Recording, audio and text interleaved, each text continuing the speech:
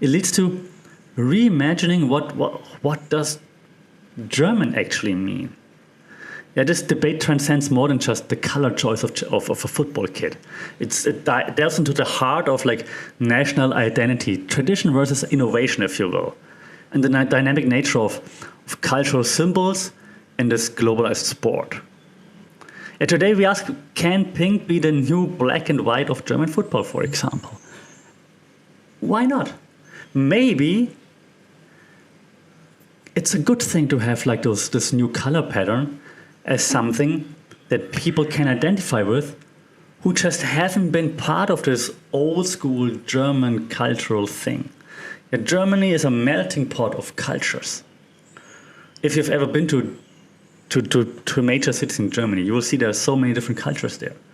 Yeah, second generation, third generation maybe, but maybe they can't identify as much with Franz Beckenbauer, Rudi Völler maybe even. Yeah, but they can identify, they do like the new stars in German football.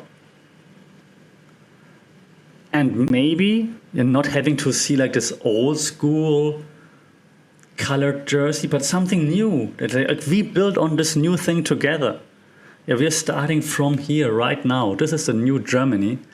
Colorful, creative, innovative, inclusive. Maybe it's a very good starting point. And maybe, I'm not sure if I just really wanted that, but maybe that's just what Germany needs right now to actually continue growing together. Yeah, let me know what you think about the new German kit. Do you think I'm interpreting too much into that right now?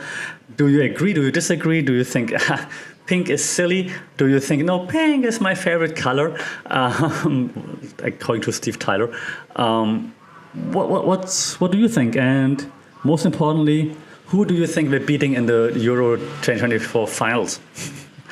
Let me know in the comments at FunkItPod everywhere on social media. FunkItPod@gmail.com. Like, share, subscribe. If you subscribe, your favorite team will score a goal in the Euros. Leave a review, that really helps a lot. That would be awesome. Until